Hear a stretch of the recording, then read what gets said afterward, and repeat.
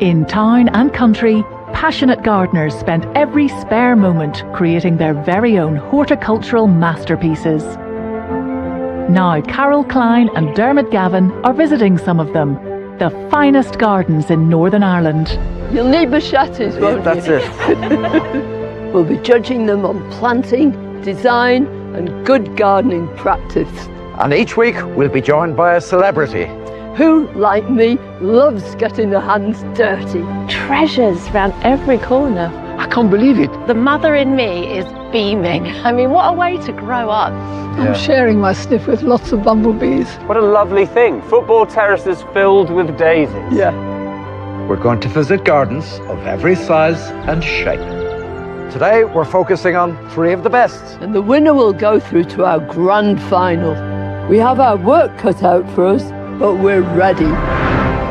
We're on the hunt for the greatest gardens.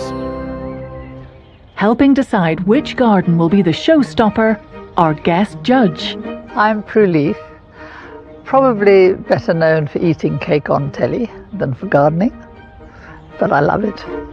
Prue is the proud owner of a relatively young garden. It was a concrete jungle and a field, and so it's been a lot of work, but at last, after 4 years, it's beginning to look like something.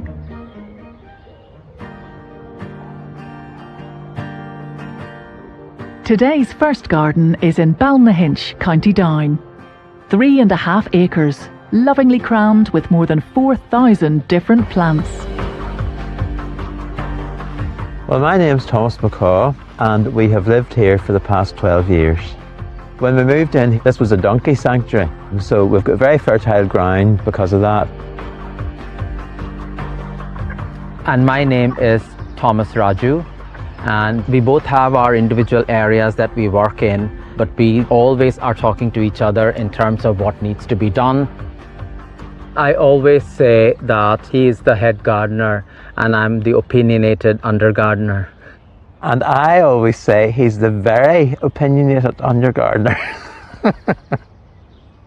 We spend a lot of time in the garden, of course, but particularly May, June, July.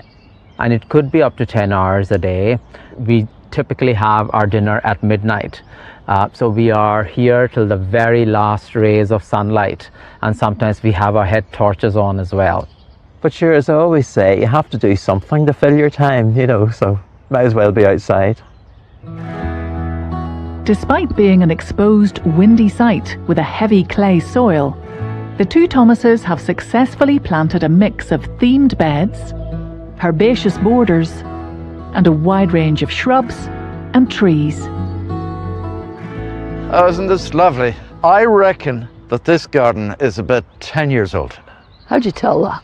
Just from the age of the bigger shrubs. But have you ever seen anything like the maintenance? I mean, it's immaculate. There's not a pine needle out of place. No, there isn't a hint of wildness yet. Not apart from you, Dermot. Right, let's explore.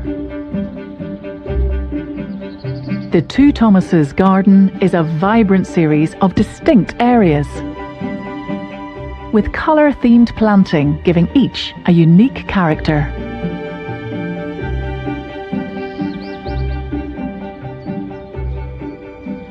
Look at that. Don't you just love that froth with those great big gorgeous roses? And that's London pride, isn't it? Yes. It is. I love it. I think it's sort of frothy. I know that lots of people think it's sort of common or something, but I think it's really pretty.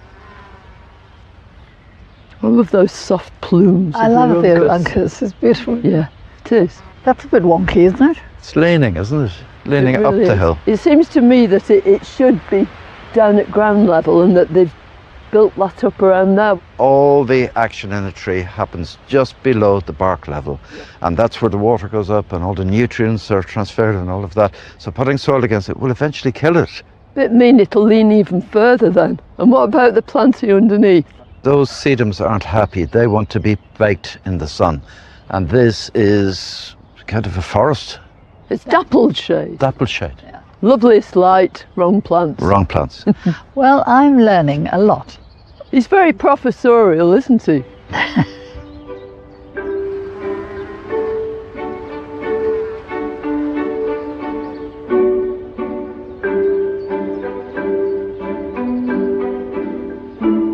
Look at this.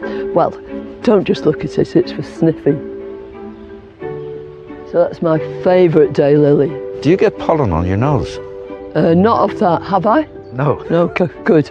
Lilia asphodelis, I just think it's easy, straightforward, it spreads like mad, and what a combination, eh?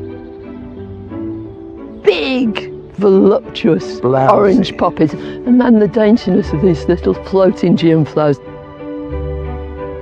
What I really love here is a little bit of amusement in the planting. So we have that lollipop pear and then this Lonicera nitida, I think it is, onion domes, but at comical angles, like tentacles. It's very successful, isn't it? But see down here, have a look at this, Carol.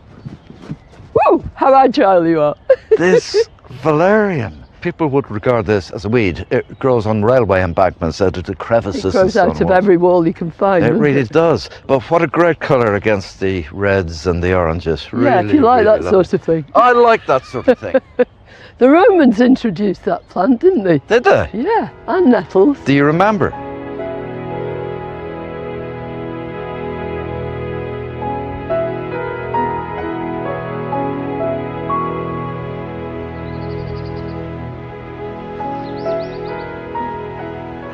Carol, Yeah, what's this tree?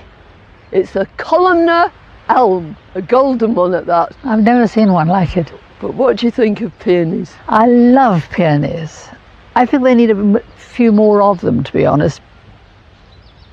But what about this erodium and the geranium next to it? That's really lovely, I think. Is this an erodium? Yeah, that's an erodium. I think it's one called Maniscaviae. Pelargoniums, geraniums and erodiums, they're all in the same sort of group. I've always loved this. This is Johnson's blue. It's got that really rich blue. It's beautiful. Great stuff. You got it in your garden? I have, lots. Indispensable.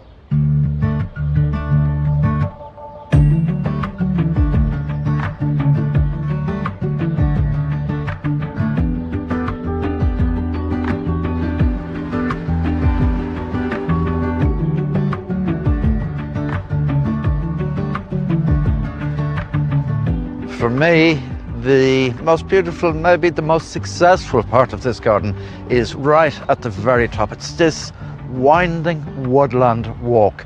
So we're up underneath a pine forest and all the planting is edge of woodland. We have these beautiful trees been put in, but we have a shrubby cover at their base. It's well mulched and some really gorgeous specimens like this crenodendron from Chile. A lovely snakebark maple. And over here, we have the type of plants that you might find in a shady spot in your own garden. The hellebores, the ferns, and the hostas. It's divine.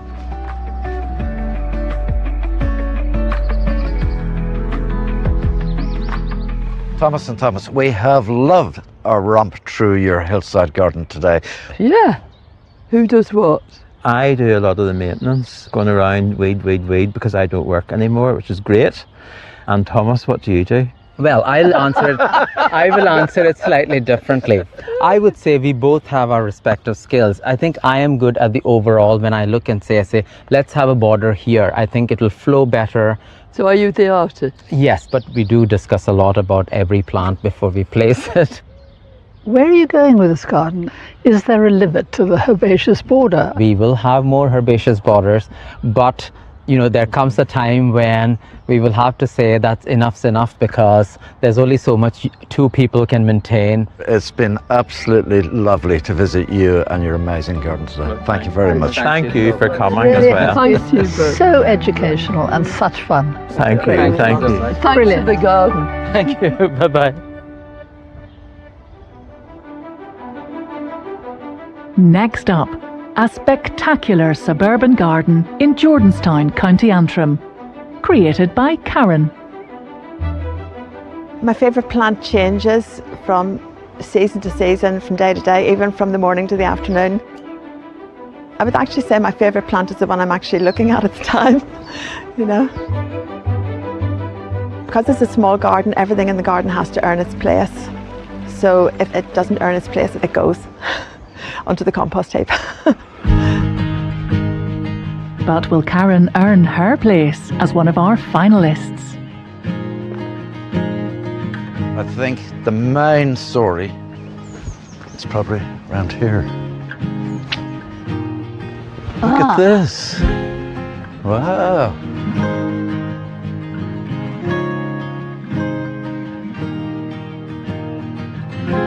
The real story of this garden is that it's a long green corridor planted on either side to make the most of the space.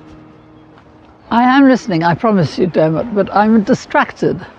I mean, that Fremont dendron, I've never seen one like that. Californian glory, and it looks glorious. How long does it bloom? Does it go on all summer? I think, it lasts a good while, and I think it loves the heat of the brick. I have never seen one with so many flowers on it. It's usually, they're more sparse. And what is this? That's crinodendron from Chile, the lantern plant. It's actually, I thought at first it was berries, but they're flowers. They're flowers, aren't they wonderful? You're oblivious of the boundary, aren't you? Absolutely, you get lost in the different layers of trees. And they're shrubs. big plants, a lot of them are huge. Yes. Always a good idea, isn't it? In a small garden, big plants.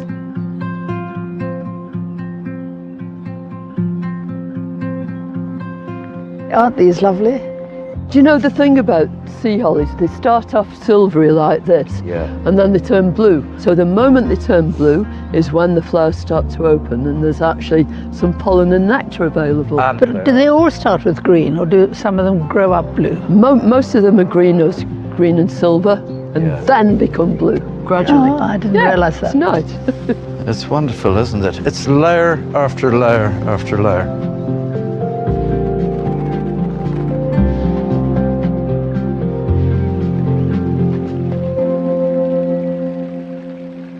I love this. The hawthorn, the really wild part of the garden, and then into the controlled. Exactly. I love hawthorns. I think everybody ought to grow one if they possibly can. But here's another hawthorn. Look at this water hawthorn. That's a water hawthorn? Yeah. It's got a great long Latin name that I can't pronounce. First of all, you just see the water lily, don't you? Yeah. But then those lovely... Oh, the long leaf. I see what you mean, and the white flower. Yeah, it's a beautiful contrast, isn't it? I think it's lovely. Yeah. I really do. I think it's just in the perfect place. Yeah. And it distracts you from, you know, more sort of mundane areas, really, doesn't it? Yeah, it's making the most of the space, isn't it? Yeah, doubles it, doesn't it, water? Every plant in Karen's garden has a story, an ever-evolving record of friends and family. As we built the house, my father started collecting plants for the garden. He collected seedlings and cuttings from everywhere he went. He always had a plastic bag in his pocket. And by the time we had the house finished 2 years later, he had about 100 trees and shrubs, tiny little things ready to go. And he carried them up here in the pockets of his coat on the train. And that started the basis of all the boundary hedges around the garden. Two gardening experts. Hooray, you're going to tell me something I've never been able to crack. Blue poppies, Himalayan poppies. Yeah. Why don't they grow? I can't get them to grow. The answer lies in the soil. You're in the Cotswolds, aren't you?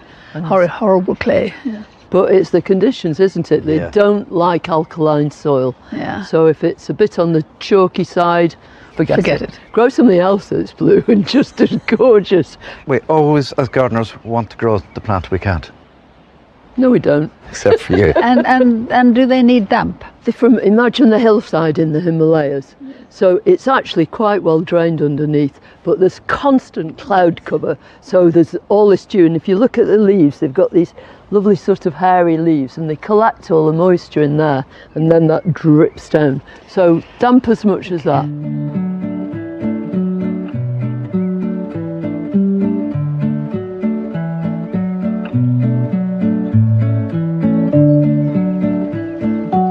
Spotted two things here that I love absolutely. This Aquilegia, it's got really long sort of spurs. I think it might be Longissima.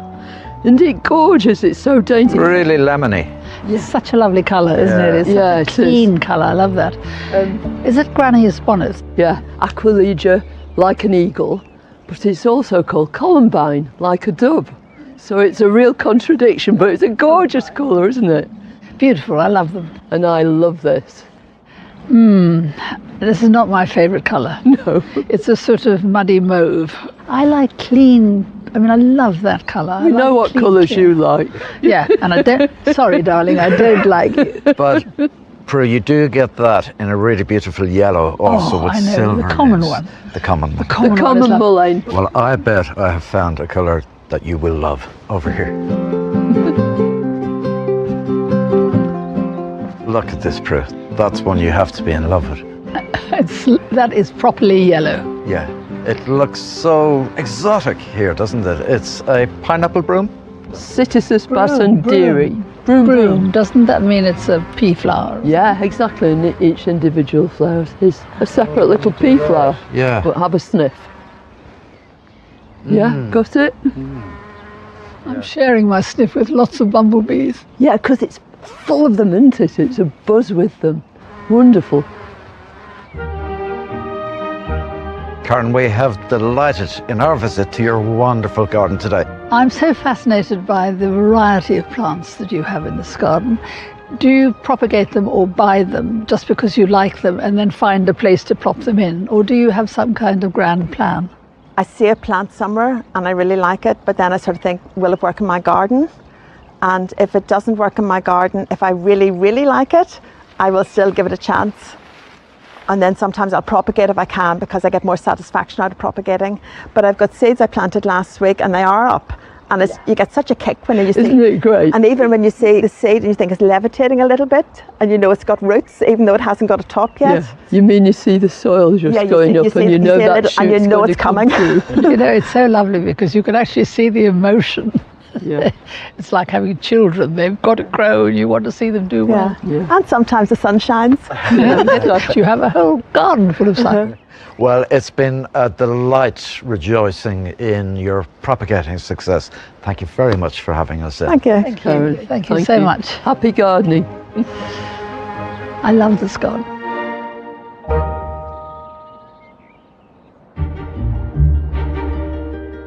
Hawley House near Crumlin in County Antrim is today's final contender.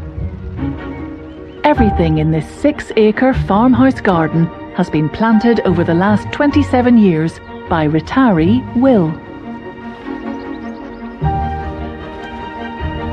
Pride of place goes to a plant circle that has been years in the making. I think this garden is quite different from other gardens that I've seen. Things like the Irish circle and using one plant and repeating and repeating, I think that's quite a new idea, or a different idea I might say. I would describe my garden as quite different, almost eccentric perhaps, and it suits my personality I think as well. What will our judges make of Will's design choices? So, at first glance, it's very pretty. This is quite a garden for a farmhouse. Normally you'd go to the house, but you don't Yeah. want to, do you? You want to straight away. Down the garden path. Yeah. Or up it. Look at this. Look at these irises. Aren't they glorious? Glorious. And the thalictrum nodding at a lily pond. Do you know what I think is so extraordinary? Is that each bed, they've got a sort of main player, haven't they? This is thalictrums. That's sedum. Yeah. And over there you have box. It's as if he's giving one plant centre stage and then just putting a few other things with it. It's very eclectic, don't you think? Yes. Straight away.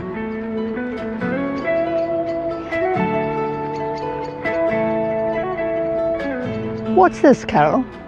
It's Darmira paltata, it's the umbrella plant. Because if they get big enough, you really could use them for that. But what makes them so sort of round and umbrella-like is all those camassias in between. I know, them, isn't it? spiking up through them. Well, look at that whole lot of camassia along there. Yeah. And perhaps they self-seeded into this. Yeah, it does self-seed really easily. And that skunk cabbage, Yeah, do they in fact stink? Yes. they do. really stink. Do they only smell when they're in flower all the time? It's just the flower that Just the smells flower. Oh, to attract its pollinators, Yeah. which presumably are blue bottles, flies of every description. Whoa! Let's get cracking. Within his 6 acres, Will has created a variety of different spaces. Close to the farmhouse, there's a modern take on a formal design, with rills and other water features. And in a woodland area, he's working on a rewilding scheme. I think I'm going to go into more wildness to fill parts of the garden. If you think about garden plants, they all came to the wild at one time anyway, but wild plants have a lot of charm too with them, and I think that's where I'm going to go next.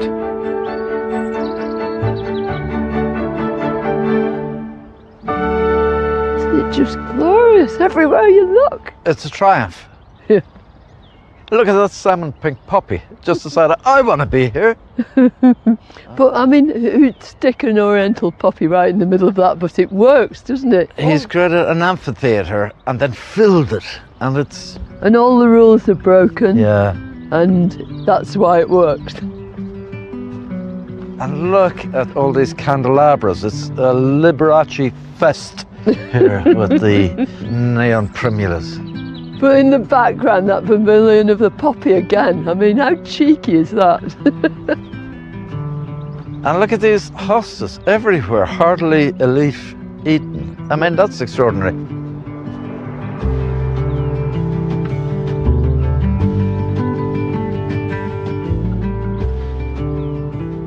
And the lady's mantle with the droplets of water on it, more blousy poppies. I mean, it shouldn't work, but it's magnificent. But it does. It can't help it. Have you smelt this one? Himalayan cowslip. Is it a nice scent? Yes, of course it is. I wouldn't get you to smell something that didn't smell nice. Yeah, it's all right. Oh, It's lovely. Beautiful. It is gorgeous. There's another unique feature to be discovered in this garden, a carefully curated alpine bed. Look at all these amazing little plants, little alpines on this raised bed. Space that they really love. Loads of campanulas, sedums, but everything you might find in your own garden. It's magnificent. Come on, look at this. Look! Isn't it gorgeous? Goodness. It's just Jacob's ladder, isn't it? Yeah, just Jacob's ladder, but doing its thing, yeah? And in this light, that blue is just so intense, isn't it? Holymonium ceruleum, blue as can be, yeah. This, I have to say, is the first flat rockery I've ever seen. Yeah, it's a plateau, isn't it, rather than the mountain, but doesn't it work brilliantly? It does, it does. And I think one of the best things in a rockery are saxifrage. Is that how you say it? Saxifrage? Yeah, saxifrage. It means breaking rock, because that's why they grow. I love the way the leaves are little rosettes. Rosettes. And this one is one of those encrusted ones, so it's encrusted and crunchy. Have a feel. You're right. Beautiful contrast with that, with those little dinky flowers. What is this yellow stuff? I think it's so pretty. It's Chiastophyllum oppositifolium, and it's great for any kind of alpine position or rockery, but it'll grow in shade too really well. And it grows out of the cracks. Yeah, yeah. It's just perfect, isn't it, here?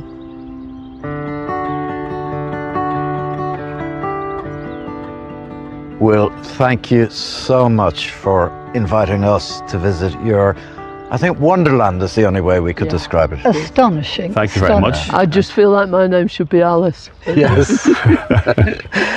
It's just lovely. Everywhere there are these blocks of just one plant. Yes. And I've never seen it done before. I think if you get the design right, it works.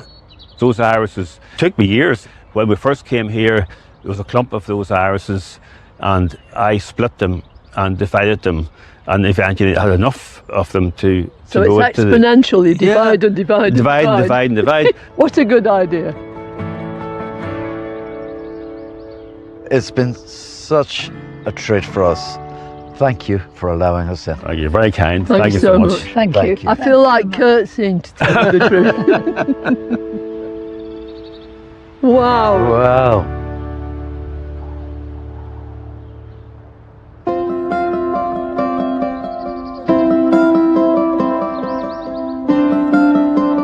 Three superb gardens, but only one can go through to the final.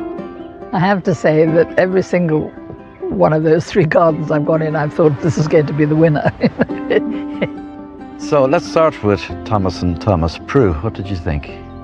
I was absolutely blown away by Thomas and Thomas. I couldn't believe the size of it, the near immaculate maintenance of it, the fact that the two of them do it all by themselves. And it really re-inspired me about the idea of herbaceous borders, which I'd sort of given up for grass gardens, but I'm now going straight back to plant of herbaceous border. I absolutely loved the plants in there. It had a wealth of plants. Their plantsmanship was great. I mean, they really know their stuff and know what things like. And then there was a woodland walk up the top that I thought It was quite secret. Yeah. Exquisite. Karen's garden, the first thing I think of is Fremontodendron. I mean, that plant trained against the wall. I've seen a lot of those, but that was the best ever. I thought she'd made the best possible use of what she got, and I was just full of admiration for her plantswomanship. I really liked it because she had planted up this corridor of a garden really beautifully, and I particularly loved the pineapple plant. The love was there, wasn't it? I mean, it was there in buckets full. She just loves the plants. She loves gardening. Let's talk about Will's garden. Oh, do let's. I love that extraordinary iris circle and the flat alpine bed. It was amazing. With that iris maze, one plant he started off with, and now there are hundreds and hundreds. So he had the idea and then just gradually worked at it and carried it through. He had pretty much everything. He had the quirky modernist garden, he had the Dingley Dell, he had the shade walk. It was quite magical and wonderful and exuberant. It was a lovely garden. I think I know who our winner is going to be. Yeah, without any doubt. Oh, there you go. The garden going forward is Holly House.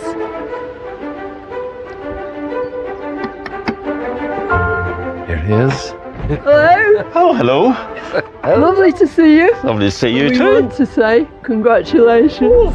Thank you very much indeed. Yes, That's marvellous news. really well Thank done. you so much. Thank you for allowing us romp around your garden, and we will see you at the final. Yes. Thank you so much. See you at the Thank you very final. much. Well done.